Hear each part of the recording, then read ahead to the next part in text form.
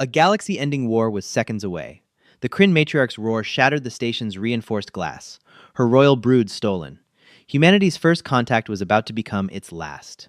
But the universe's most lethal predators weren't kidnapped. They were napping, purring softly against the beating heart of a Terran engineer. The Aegis Vanguard space station was a marvel of modern human engineering, a sprawling metropolis of steel, glass, and artificial gravity, suspended in the cold void of the neutral zone.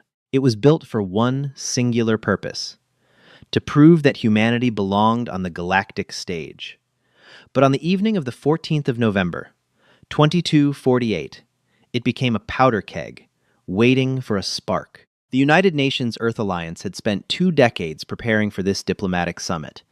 The guests of honor were the Kryn Empire, an ancient apex predator species whose territory spanned 3 neighboring star systems. They were a race of towering, chitin-armored beings with a culture rooted in conquest, strength, and primal dominance. Ambassador Helen Mitchell stood on the observation deck, adjusting the cuffs of her immaculate navy blue suit. She stared out at the colossal Kryn dreadnought anchored just beyond the station's perimeter. It was a terrifying vessel, jagged and dark, resembling a floating leviathan more than a starship. Beside her stood Chief of Security David Ross, a veteran of the Orbital Defense Forces who looked like he hadn't slept since the Kryn arrived 3 days ago. "They're restless, Helen," David muttered, crossing his arms over his tactical vest. "My men are walking on eggshells. The Kryn Royal Guards don't do diplomacy. They patrol the corridors with their plasma halberds drawn.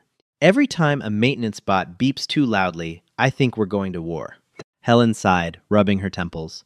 "We just need to survive another 48 hours, David. If we can secure the trade agreement with Sovereign Vera, Earth gets access to the Tyrium hyperlanes. If we fail, the Kryn classify us as a prey species. You know what they do to prey species." The doors to the observation deck hissed open, and the air temperature seemed to drop instantly. Sovereign Vera, matriarch of the Kryn, entered the room. She was nearly 9 feet tall, moving with a terrifying, serpentine grace. Her iridescent black exoskeleton absorbed the artificial light, and her 4 crimson eyes burned with cold intelligence. She did not walk, she stalked. But Vera had not come to Aegis Vanguard alone. She had brought her royal brood 3 newly hatched sons, the future heirs of the Kryn Empire. In Kryn culture, a matriarch never left her young unguarded, and the hatchlings were kept in a specialized climate-controlled nursery in the diplomatic wing, guarded by her most elite warriors. Ambassador Mitchell. Vera's voice was a guttural rumble that resonated in Helen's chest, translated through a specialized neural implant. "The atmospheric pressure in my quarters is unacceptable. It lacks the humidity of my homeworld. Fix it." "Right away, Sovereign Vera," Helen replied smoothly, bowing her head slightly to show respect without yielding dominance, a delicate balance she had practiced for months. "I will have engineering adjust the environmental controls immediately." Before Vera could issue another demand, the station's lighting violently flickered. A heartbeat later, the blaring shriek of a Level 1 emergency siren ripped through the air. The lights shifted to a harsh, blood-red emergency glow. David Ross instantly tapped his earpiece, his face draining of color. "Ross here." "Report," he barked. Static hissed in his ear before a terrified human voice broke through. "Commander, it's the diplomatic wing. The Kryn nursery. The blast doors are forced open. The guards are unconscious." "Sir, the royal hatchlings are gone." David's blood ran cold. He slowly lowered his hand, his eyes locking onto Vera. The matriarch's crimson eyes dilated, sensing the shift in the human's pheromones. She did not wait for a translation. She knew. A sound erupted from Vera's throat, a sound no human had ever heard before. It was a deafening, primal roar of absolute fury and maternal agony. The acoustic force of it literally shattered the reinforced glass of the observation deck's holographic displays, sending a shower of sparks and synthetic glass raining down on them. "My sons!" Vera snarled, lunging forward and seizing David by the tactical vest. She lifted the 200-pound security chief off the floor with one clawed hand as if he were a rag doll. "Where are they?" "Sovereign, please!" Helen shouted, stepping forward, her heart hammering against her ribs. "We don't know!" The alarm just sounded. We will lock down the station! Nobody leaves! Vera dropped David, her mandibles clicking rapidly in a display of lethal aggression. If my brood has been taken by your kind, or if any harm comes to them, I will not just burn this station, Ambassador. I will signal my dreadnought. We will glass your homeworld until its oceans boil. You have one cycle. Find them. Within minutes, Aegis Vanguard transformed into a military fortress. Every blast door was sealed. The docking bays were locked, clamped down with magnetic locks. Hundreds of armed security personnel flooded the corridors, heavily armed and sweating beneath their armor. They were hunting for 3 alien hatchlings, but the terrifying reality was that the human guards were just as afraid of finding the Kryn babies as they were of losing them. Kryn hatchlings were not helpless infants. They were born as apex predators. Equipped with razor-sharp mandibles, acidic saliva that could melt through titanium, and a highly aggressive instinct to bite anything that moved, they were incredibly dangerous. A human encountering a frightened Kryn hatchling would likely lose a limb or their life in seconds. Down in the lower decks, far away from the polished glass and political tensions of the diplomatic wing, the station was a labyrinth of exposed pipes, roaring turbines, and steam-filled corridors. Sector 4 was the industrial heart of Aegis Vanguard. It was loud, filthy, and incredibly hot. It was also the domain of Samuel Reed. Samuel was a senior life support mechanic. He was 42 years old, wore grease-stained coveralls, and had a thick beard that smelled perpetually of engine oil and burnt coffee. He didn't care about galactic politics. He didn't care about the Kryn. All Samuel cared about was keeping the massive thermal regulators from overheating and turning the station into an oven. As the red emergency lights flashed in Sector 4, Samuel barely noticed. The alarm klaxons down here were always muffled by the deafening roar of the primary coolant nexus. He wiped the sweat from his forehead with a dirty rag, exhausted after a 14-hour shift. The ambient temperature in the Nexus room was hovering around 95 degrees Fahrenheit, unbearable for most humans, but just another Tuesday for Samuel. He didn't know the station was in lockdown. He didn't know an alien queen was preparing to eradicate humanity. All Samuel knew was that he was tired, his bunk was too far away, and the makeshift cot he had set up next to the rumbling thermal generator was looking incredibly inviting. The search on the upper levels was descending into absolute chaos. Commander David Ross paced the central security hub, watching hundreds of camera feeds flash across the massive monitors. Beside him stood a contingent of Kryn royal guards, towering behemoths gripping their plasma halberds so tightly their armored knuckles popped. The tension was suffocating. Every shadow on the monitors looked like a threat. "We've swept the entire diplomatic tier," a lieutenant reported over the comms, his voice trembling slightly. "No sign of the hatchlings. The perimeter was breached from the inside. The climate control systems in the nursery failed entirely. Temperature dropped to substandard levels. It looks like the guards passed out from the sudden atmospheric shift, and the hatchlings just chewed through the secondary ventilation grate." David swore under his breath. They weren't kidnapped. They broke out. Sovereign Vera, who had refused to leave the security hub, loomed over David's shoulder. "My sons require immense heat to regulate their biology during the first molting phase," she hissed, her voice dripping with venom. "Your pathetic life support systems failed. They escaped seeking warmth. If they encounter your soft, fragile species while in a state of thermal panic, they will slaughter them. And if your people harm them in self-defense, nobody is going to harm them," Helen Mitchell interrupted, trying to project a confidence she did not feel. "We just need to find where they went." David's eyes darted across the environmental readouts. "Wait, if they are seeking heat, where is the warmest place on the station?" An engineering officer frantically typed at a console. "The primary coolant nexus. Sector 4. The ambient temperature down there is hovering around 35 degrees Celsius due to a lagging heat sink. But, sir, Sector 4 is heavy machinery. It's a maze of industrial hazards. And there's a human mechanic logged in down there. Samuel Reed." Vera's eyes flared. "A human is trapped with my starving, panicked brood? He will panic. He will strike them. Move! Now!" The matriarch didn't wait for permission. She stormed out of the security hub, moving with terrifying speed. David, Helen, and a heavily armed strike team of both human security and Kryn guards scrambled to keep up. They practically ran through the station's corridors, taking the industrial freight elevators down into the bowels of Aegis Vanguard. The descent into Sector 4 was grim. The air grew thicker, heavier, smelling of ozone and grease. The polished floors of the upper decks gave way to grated steel walkways and rusted bulkheads. As they approached the heavy blast door of the primary coolant nexus, David drew his sidearm, signaling for his men to stack up.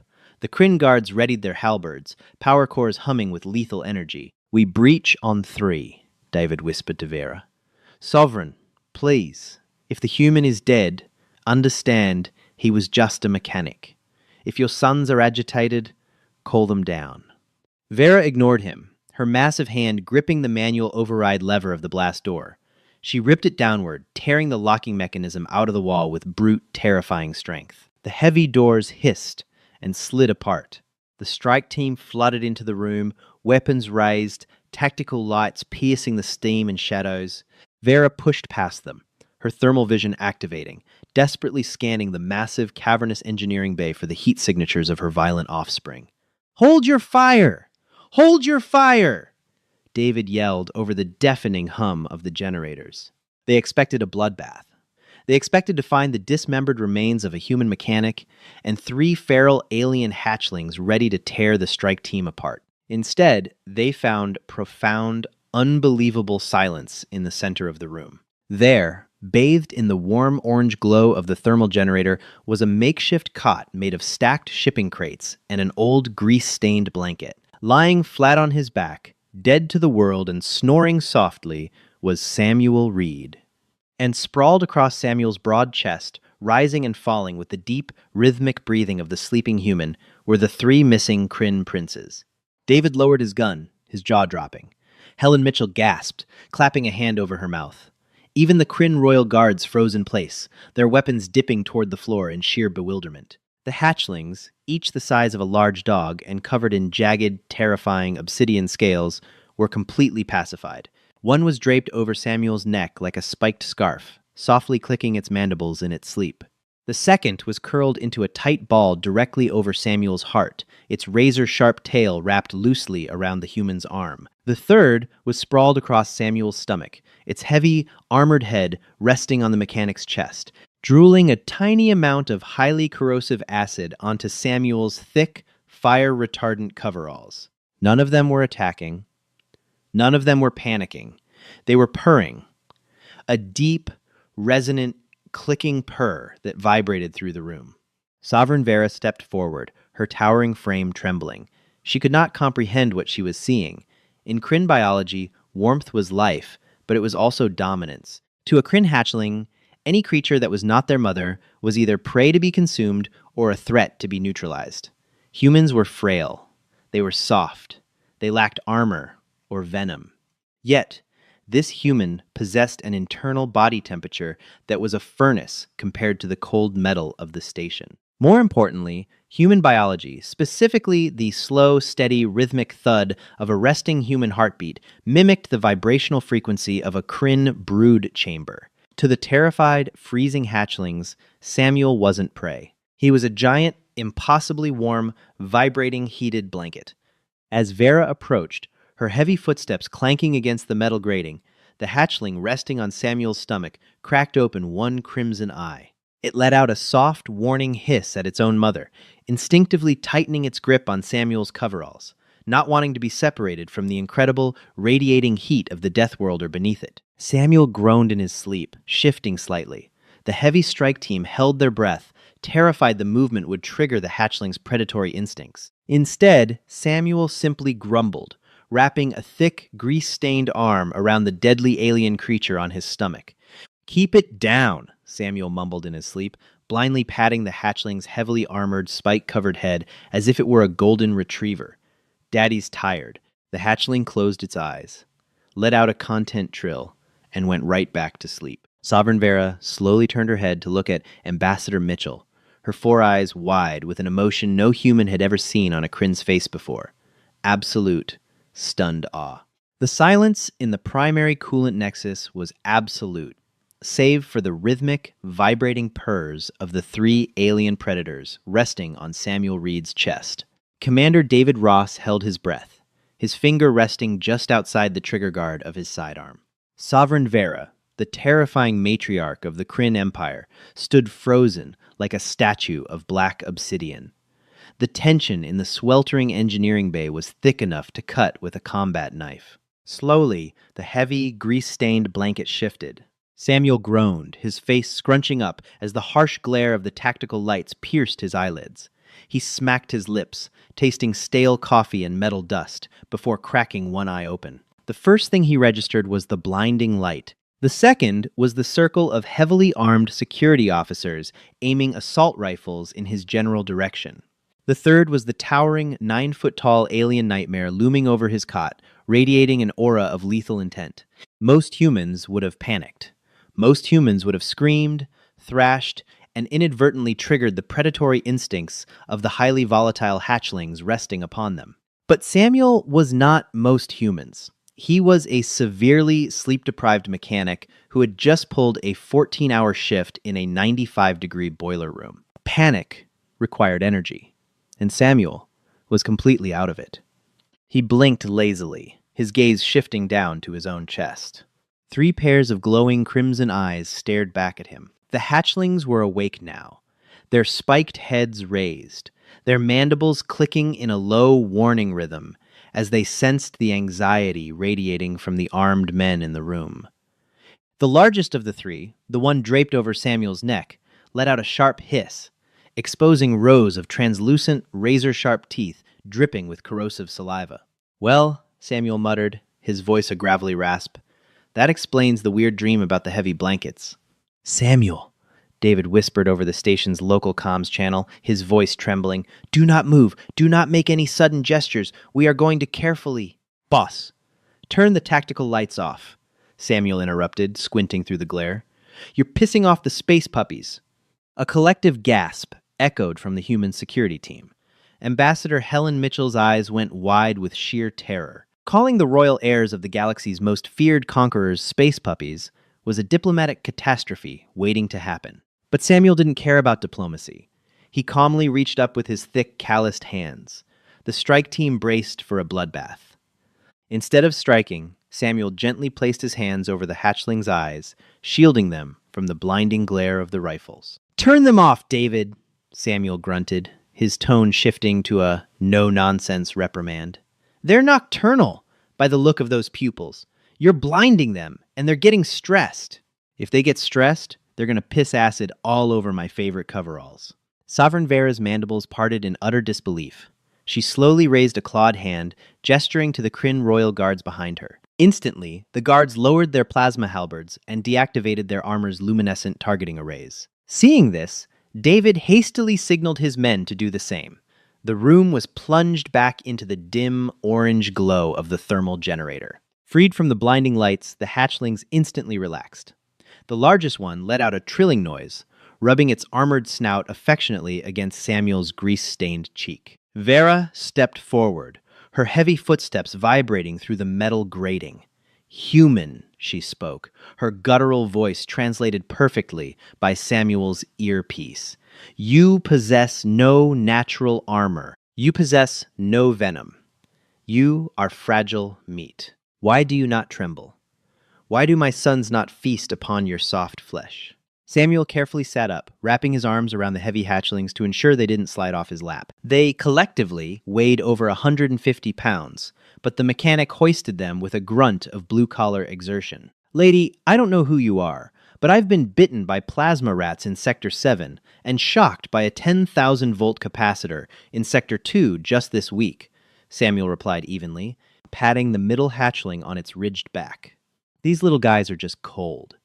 Your life support up in the fancy suites is calibrated for human comfort, around 21 degrees Celsius. Look at their scales. They're exothermic, aren't they? They need ambient heat to jumpstart their metabolisms." They broke out looking for a radiator, and they found me. Vera stared at the mechanic, her mind struggling to process the interaction. In Kryn society, power was absolute. Weakness was exploited immediately. For a creature as fragile as a human to casually handle 3 apex predators without a shred of fear broke every biological rule she knew. To her, Samuel's lack of terror was not ignorance. It was a display of unimaginable supreme dominance. You protected them, Vera said, her voice dropping an octave, taking on a tone of profound, terrifying reverence. You offered your own biological furnace to sustain my bloodline. I was just taking a nap, Samuel corrected, completely oblivious to the diplomatic paradigm shift occurring in the room. But they're pretty good at keeping the draft away. Now, if you want them back, you're going to have to take them slow. They're still sleepy. Before Vera could reach out to collect her brood, a violent shudder rocked the Aegis Vanguard. The metal floor panels groaned under immense stress. A shrill, localized klaxon began to wail from the primary coolant console. The ambient lighting shifted from orange to a frantic, strobing yellow. Warning. Warning. Core temperature critical. Coolant flow obstructed, the station's automated AI chimed, its calm voice a horrifying contrast to the screaming alarms. Samuel's nonchalant demeanor vanished in a microsecond. He practically shoved the three heavy hatchlings into Vera's massive arms, scrambling to his feet and sprinting toward the primary control terminal. His fingers flew across the holoboard, pulling up thermal diagnostics. Damn it! The lagging heatsink wasn't just lagging, it completely sheared off the primary valve, Samuel shouted over the roaring alarms. David rushed forward. What does that mean, Reed? It means the thermal generator is undergoing a localized runaway reaction, Samuel yelled, slamming his fist against a frozen digital dial. The heat is going to build exponentially in this chamber until the core melts through the deck and depressurizes the entire lower hemisphere of the station. Helen Mitchell paled. How long? Samuel turned around, his face grim. 4 minutes. Maybe less. Chaos erupted in Sector 4. The temperature inside the primary coolant nexus was skyrocketing, climbing at an unnatural, terrifying pace. Within seconds, the ambient heat surged past 45 degrees Celsius and showed no signs of stopping. For the human security team, it was deeply uncomfortable. Sweat instantly beaded on their foreheads, and their heavy tactical gear became suffocating. But for the Kryn, the rising heat was rapidly becoming a biological catastrophe. While the Kryn hatchlings required immense warmth to jumpstart their metabolisms, adult Kryn biology was vastly different. Their heavy, chitinous armor was incredibly effective at retaining heat, making them unparalleled warriors on frozen or temperate worlds. But in an environment of extreme escalating heat, their armor became a death trap. They could not sweat. They had no mechanism to rapidly vent internal thermal buildup. Sovereign Vera staggered, letting out a sharp, breathless hiss as her internal hemolymph began to boil. The royal guards behind her dropped their heavy plasma halberds, their massive legs trembling as heat exhaustion struck them with the force of a physical blow. The three hatchlings in Vera's arms began to shriek in distress, entirely unprepared for the sheer intensity of the runaway generator. "Get him out of here! Now!" Samuel roared, grabbing a massive, heavy-duty hydrospanner from his tool bench. "We need to evacuate," David shouted, grabbing Helen by the arm and pulling her toward the blast doors. "Reed, fall back. That core is going to blow." "If I fall back, this whole station cracks in half, boss." Samuel shot back, pointing his spanner toward the massive, heavily shielded containment room housing the core. Through the thick transsteel glass, the generator was glowing a violent, blinding white. The automated safeties are fried. The only way to stop the runaway is to manually engage the emergency flush valve. "Where is it?" Helen screamed over the roar of the machinery. "Inside the containment room," Samuel yelled, pulling on a pair of thick, silver-lined thermal gloves. David checked the environmental sensors on his wrist display, his face draining of whatever color it had left. "Reed, are you insane? The internal temperature of that containment room is already breaching 110 degrees Celsius. It's literal fire in there. Your blood will boil." "I'm human, David. We leak water to stay cool. I've got about 90 seconds before I cook." Samuel didn't wait for permission. He didn't look back to see if they were watching. He just turned and sprinted toward the heavy airlock door of the containment chamber. Sovereign Vera watched through blurring vision, her massive heart hammering erratically in her chest. She could barely stand, the heat baking her alive inside her own exoskeleton. Yet, this frail, unarmored Deathworlder was intentionally running into a localized inferno. It was an act of madness. It was an act of impossible courage. Samuel slammed his palm onto the airlock override. The heavy door hissed open, and a wall of blistering, superheated air blasted out, knocking him back a half step. It felt like stepping into an active volcano. His eyebrows singed instantly. The air burned his lungs with every desperate breath. He lunged forward, the airlock sealing behind him. Through the trans-steel glass, the strike team, the ambassador, and the dying Kryn matriarch watched the mechanic's desperate sprint. Samuel's coveralls were smoking. His skin was turning a violent, flushed red as his human biology kicked into terrifying overdrive. Millions of sweat glands erupted, dumping moisture onto his skin to aggressively fight the lethal environment, a biological parlor trick no other species in the Galactic Alliance possessed. He reached the primary turbine. The metal was so hot it was warping. The massive manual wheel for the emergency flush valve was jammed. Samuel roared in pain as his thermal gloves began to smoke. He locked his jaw, wrapping both hands around the scorching wheel, and pulled with every ounce of strength in his heavily muscled frame. His muscles screamed, his vision went black at the edges. "Turn, you piece of junk!" he screamed in his mind. With a deafening shriek of tearing metal, the valve broke free. Samuel spun it wildly, opening the floodgates. Instantly, thousands of gallons of sub-zero liquid nitrogen slammed into the reactor core. The blinding white light shifted to a dull, sputtering orange. The violent shaking of the Aegis Vanguard abruptly ceased. A massive cloud of white steam vented safely through the exterior exhaust ports, away from the station. The temperature in the containment room plummeted. Samuel collapsed onto the grated floor, his chest heaving, his clothes completely drenched in his own sweat, gasping for relatively cooler air. Moments later, the airlock was violently torn open. Not by David, nor by the security team, but by Sovereign Vera. The towering alien matriarch ignored the lingering heat. She stepped into the containment room, her heavy footfalls echoing in the sudden quiet of the dead turbine. She looked down at the human mechanic, who was weakly giving her a thumbs up from the floor. Vera slowly knelt, a gesture of submission completely alien to her kind.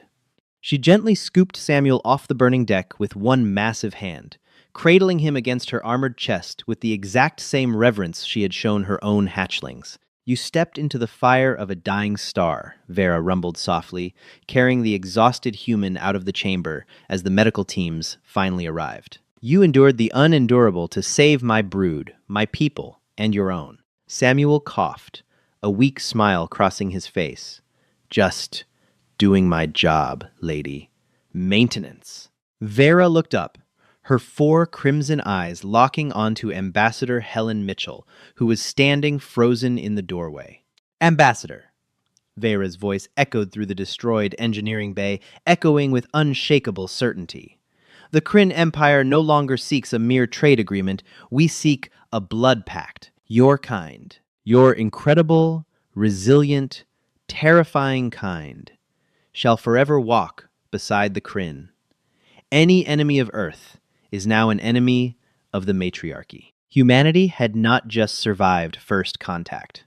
By the grace of a sleeping mechanic and a broken heatsink, they had just gained the most terrifying guardian angels in the galaxy. The Aegis Vanguard's medical wing was a stark contrast to the grimy, sweltering boiler rooms of Sector 4. It was immaculately white, smelling faintly of antiseptic and synthetic ozone. Samuel Reed lay on an advanced diagnostic biobed, his upper torso heavily wrapped in General Electric dermal regenerator bandages. The chilled intravenous fluids pumping into his arm felt like ice water, a harsh but welcome reminder of the literal oven he had thrown himself into just hours prior. Commander David Ross stood rigid by the automated sliding door, his arms crossed over his tactical vest, looking down at a cracked military-grade datapad. Ambassador Helen Mitchell sat on a stool beside Samuel's bed, her usually pristine United Nations diplomatic suit crumpled and stained with soot from the lower decks. "You are an absolute idiot, Samuel," Helen said softly, though there was a profound, undeniable warmth in her voice. "A brave, monumental idiot. The Central Medical Suite estimates your internal core temperature reached lethal limits. Another 10 seconds in that containment room, and your organs would have systematically shut down. You bypassed every biological safety threshold known to medical science." Samuel let out a raspy chuckle, which immediately devolved into a painful coughing fit. "I told you, I sweat. Best natural cooling system in the galaxy. Besides, if I didn't pull that emergency valve, none of us would be having this conversation. Aegis Vanguard would be a cloud of irradiated dust floating in the neutral zone. David stepped forward, his expression hardening into a grim, unreadable mask. That's exactly what I wanted to talk to you about, Reed. The thermal generator. You said the primary heat sink sheared off. Yeah, Samuel replied, wincing as he shifted his weight on the gel mattress. The locking bolts gave way under the pressure. Happens when the maintenance budget gets slashed by the bureaucrats back at the UN headquarters in Geneva. We've been requesting replacement parts from Lockheed Martin for 6 months. That's what we originally thought, David said, turning the datapad around to show a high-resolution, three-dimensional scan of the destroyed turbine room. But I had my security teams pull the wreckage from the blast zone before the area was officially quarantined. Those bolts didn't fail due to metal fatigue or budget cuts, Samuel. They were blown. Micro-explosive charges, strictly military grade, placed directly on the primary coolant line. Helen's face visibly paled, her diplomatic composure cracking. Sabotage? But who would want to destroy the station with the Kryn matriarch on board? It would mean the total eradication of Earth. The Terra First Coalition, David answered quietly, speaking the name of the radical human supremacy group that had plagued the political sphere for a decade. Radical isolationists. They believe an alliance with the Kryn will eventually lead to humanity's subjugation. They infiltrated the engineering crew. We checked the security logs. Lieutenant William Campbell authorized a solitary inspection of the Sector 4 coolant nexus just 2 hours before the alarm triggered. Samuel stared at the sterile white ceiling, letting the horrifying reality wash over him. Humanity's greatest diplomatic triumph was almost turned into a galactic suicide mission by their own kind. Where is Campbell now? In the maximum security brig, David growled, his knuckles turning white. But here is the real problem, Helen. Sovereign Vera knows. Her royal guards possess olfactory sensors that can detect explosive chemical residue at a molecular level. When they swept the sector after your evacuation, they smelled the synthetic tetrial compound. They know humanity tried to assassinate them. The medical bay doors suddenly hissed open, saving Helen from having to formulate a panicked, politically viable response. Sovereign Vera entered. She had to duck significantly to clear the standard human blast doors. The terrifying matriarch of the Kryn Empire looked pristine once again, her obsidian armor polished and completely unbothered by the fact that she had almost been boiled alive. Behind her trailed the 3 royal hatchlings. They bounded into the room, their heavy, clawed feet clacking aggressively against the sterile floor tiles. Before David or the medical staff could stop them, the largest hatchling leaped gracefully onto Samuel's biobed. Helen instinctively flinched, retreating a step, but the creature simply curled its spiked body against Samuel's heavily bandaged leg, letting out a loud, rhythmic purr that literally shook the mattress. The other 2 quickly followed, piling on top of the injured mechanic like overgrown, scaly hounds seeking their master. Careful, Samuel grunted, weakly patting the closest heavily armored head. I'm a little crispy today, boys. Vera stepped up to the foot of the bed, her 4 glowing crimson eyes locking instantly onto David. Your commander informs me that the malfunction was an act of treason, a deliberate, cowardly attempt by a radical faction of your own species to assassinate me and my royal brood. Helen stepped forward, her diplomatic training overriding her terror.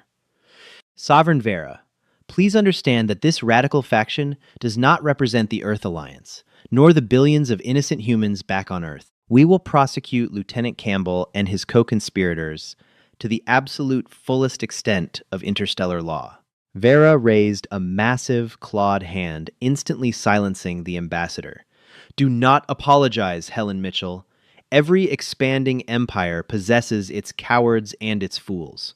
The Kryn have faced rebellions, poisoners, and assassins for 10,000 years. It is the tragic nature of sentient life to fear what it does not possess the strength to understand. The matriarch's intense gaze shifted from Helen to the battered bandage mechanic resting comfortably beneath her sleeping sons. What truly matters in the cosmos, Vera continued, her guttural voice softening into a tone of absolute, unparalleled reverence, is how a species responds when the fire is ignited. Your traitor attempted to use extreme heat to destroy us, utilizing our biological weakness against us. But this man, this simple, unarmored worker of metal and grease, walked willingly into the inferno to save us. He shed his own water, burned his own fragile flesh, and endured the ultimate crucible. He proved to the matriarchy that humanity's true strength does not lie in its warships or its weapons, but in its impossible, terrifying resilience. Vera reached deep into the folds of her dark ceremonial cloak. She produced a heavy, metallic object, a jagged, beautifully crafted piece of incredibly dense Kryn-Tyrium steel carved with ancient, glowing, crimson runes. She moved forward and placed it gently onto Samuel's chest, right beside the sleeping hatchling.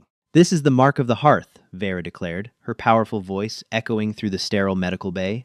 In ancient Kryn culture, it is the highest honor bestowed upon a warrior who protects the sacred nesting grounds. From this cycle until the end of time, Samuel Reed is recognized as a guardian of the bloodline. Where he walks, the Kryn shall walk. Where he bleeds, the Kryn shall conquer. Samuel looked down at the incredibly heavy alien medallion, then slowly looked back up at the towering alien queen. "Does this mean I finally get a promotion and a pay raise?" Vera's mandibles clicked rapidly, the Kryn equivalent of a booming, joyous laugh. "It means," Samuel Reed, "that you now command a royal fleet of 3,000 dreadnoughts. Do not let their engines rust." The historic peace summit at Aegis Vanguard did not end with a formal signing in a grand boardroom. It ended in a cramped, sterile medical bay, with a heavily burned blue-collar mechanic, 3 sleeping alien predators, and an unbreakable pact forged in the fires of a failing reactor. Humanity had officially stepped onto the galactic stage, not as mere politicians or conquerors, but as the unbreakable shield of the stars. Humanity's greatest strength isn't our technology. It's our impossible resilience and instinct to protect, even when facing the galaxy's most lethal predators. Samuel Reed proved that a simple mechanic could secure an interstellar empire just by being a warm, fearless human. What would you do if you woke up with alien apex predators napping on your chest? Let us know in the comments below. If you enjoyed this sci-fi HFY story, don't forget to hit the like button, share it with your friends, and subscribe to our video channel for more epic tales.